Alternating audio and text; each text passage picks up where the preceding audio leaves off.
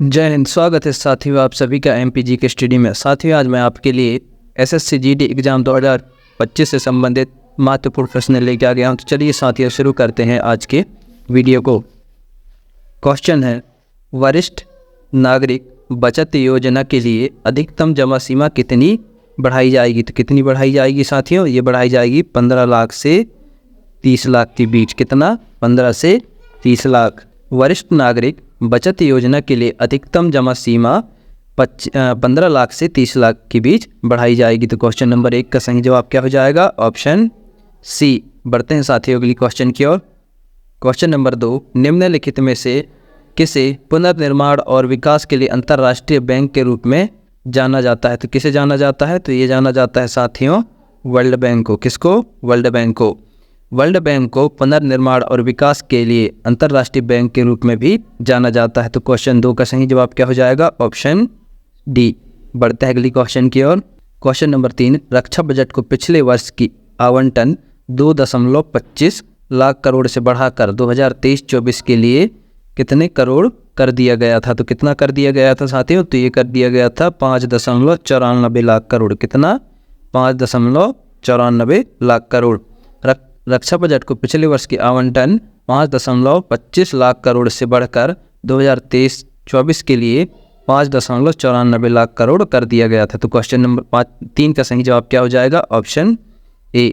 बढ़ते हैं अगली क्वेश्चन की ओर। फॉरवर्ड मार्केट कमीशन की देखरेख किसके द्वारा की जाती है? तो किसके द्वारा की जाती है? तो ये किया जाता है साथियों वित्त मंत्रालय के द्वारा। किसके द्वारा? वित्त मंत्रालय के द्वारा। फॉरवर्ड मार्केट कमीशन की देखरेख वित्त मंत्रालय द्वारा की जाती है। तो क्वेश्चन 4 का सही जवाब क्या हो जाएगा? Option A. बढ़ता है अगली क्वेश्चन की ओर। क्वेश्चन नंबर 5, कौन सा बैंक कृषि और ग्रामीण वित्त का ख्याल रखता है? तो कौन सा रखता है साथियों? तो ये रखता है नाबार्ड। कौन सा? नाबार्ड। नाबार्ड बैंक कृषि विकास और ग्रामीण वित्त का ख्याल रखता है। तो क्वेश्चन 5 का सही जवाब क्या हो जाएगा? Option D. बढ़ता है अगली क्वेश्चन की ओर। क्वेश्चन नंबर 6, भारत की राष्ट्रीय आय का मुख्य स्रोत क्या है? तो भारत की राष्ट्रीय आय का मुख्य स्रोत क्या है साथियों? तो ये है कृषि। क्या है? कृषि। भारत की राष्ट्रीय आय का मुख्य स्रोत कृषि है। तो क्वेश्चन 6 का सही जवाब हो जाएगा ऑप्शन बी। बढ़ते हैं अगली क्वेश्चन की ओर। क्वेश्चन नंबर 7, भारत की उन्नति संतोषजनक रही है।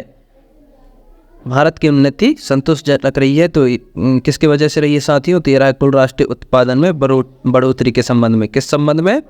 कुल राष्ट्रीय उत्पादन में बढ़ोतरी के संबंध में भारत की जो उन्नति है संतोषजनक रही है। तो क्वेश्चन नंबर 7 का सही जवाब क्या हो जाएगा? Option A. बढ़ते हैं अगली क्वेश्चन की ओर।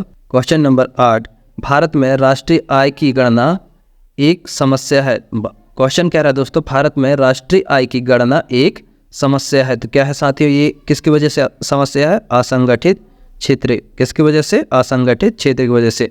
भारत की राष्ट्रीय आय की गणना असंगठित क्षेत्र की वजह से एक समस्या है। तो क्वेश्चन नंबर 8 का सही जवाब क्या हो जाएगा? Option D. बढ़ते हैं अगली क्वेश्चन की ओर। क्वेश्चन नंबर 11, भारत में राष्ट्रीय आय समकोण का आकलन किसके द्वारा किया जाता है? तो किसके द्वारा किया जाता है? तो ये किया जाता है केंद्रीय सांख्यिकी संगठन के द्वारा। किसके द्वारा? केंद्रीय सांख्यिकी संगठन के द्वारा। भारत में राष्ट्रीय आय समकोण की आकलन केंद्रीय सांख्यिकी संगठन के द्वारा किया जाता है। क्वेश्चन 9 का सही जवाब क्या हो जाएगा? Option D.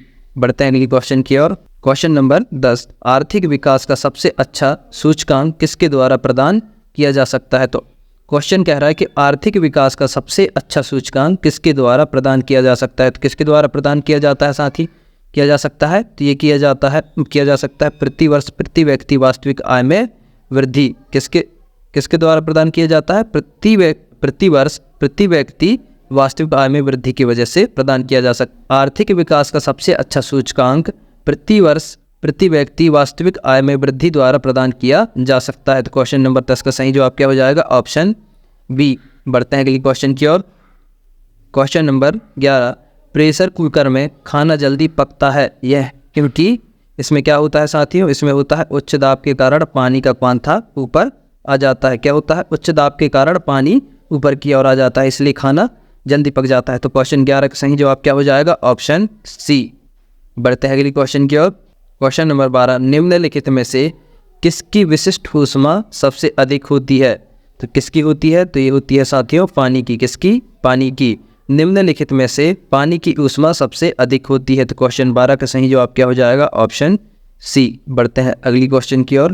क्वेश्चन नंबर 13, यदि गैस का आयतन स्थिर बनाए रखा जाए तो ताप बढ़ने पर गैस का दाब क्या होगा? तो ये भी दोस्तों गैस का दाब भी बढ़ेगा।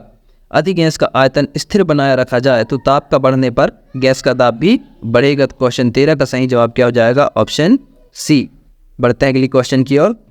क्वेश्चन नंबर 14, निम्नलिखित ड्राइवर में कौन सा ऊष्मा का सबसे अच्छा चालक है? तो उस वक्त सबसे अच्छा चालक क्या है साथियों? तो ये है पारा। क्या होगा? पारा।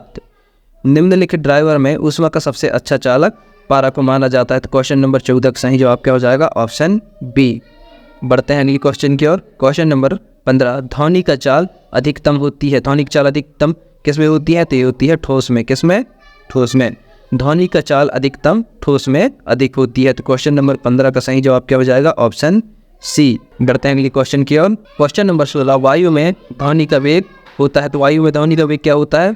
ताप के बढ़ने पर बढ़ता है। क्या होता है? ताप के बढ़ने पर बढ़ता है। वायु में ध्वनि का वेग ताप के बढ़ने पर बढ़ता है। तो क्वेश्चन नंबर 16 का सही जवाब क्या हो जाएगा? Option C. बढ़ता है अगली क्वेश्चन की ओर। क्वेश्चन नंबर 17, वायु में ध्वनि की चाल कितनी होती है? तो कितनी होती है? ये होती है 332 मीटर पर सेकंड होती है। क्या होती है? 332 मीटर पर सेकंड।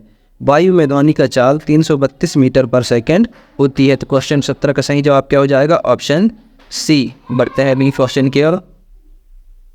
क्वेश्चन नंबर 18, ध्वनि तरंगों की प्रवृत्ति होती है। ध्वनि तरंगों की प्रवृत्ति क्या होती है? ये होती है अनुदैर्ध्य होती है। क्या होती है? अनुदैर्ध्य। ध्वनि तरंगों की प्रवृत्ति अनुदैर्ध्य होती है। तो क्वेश्चन नंबर 18 का सही जवाब क्या हो जाएगा? Option B. बढ़ता है अगली क्वेश्चन की ओर। क्वेश्चन नंबर 19, निम्नलिखित में से किसके उत्सर्जन से संभारिक उत्पन्न होती है? तो किसके उत्सर्जन से संभारिक उत्पन्न होती है? तो ये होती है बीटा किरण के उत्पन्न से संभारिक उत्पन्न होती है। तो क्वेश्चन 19 का सही जवाब क्या हो जाएगा? Option C. बढ़ता है अगली क्वेश्चन की ओर। क्वेश्चन नंबर 20, क्षारीय घोल का पीएच मान होता है। क्षारीय घोल का पीएच मान कितना होता है? तो ये होता है 7 से अधिक। क्षारीय घोल का पीएच मान 7 से अधिक होता है। तो क्वेश्चन नंबर 20 का सही जवाब क्या हो जाएगा? ऑप्शन सी।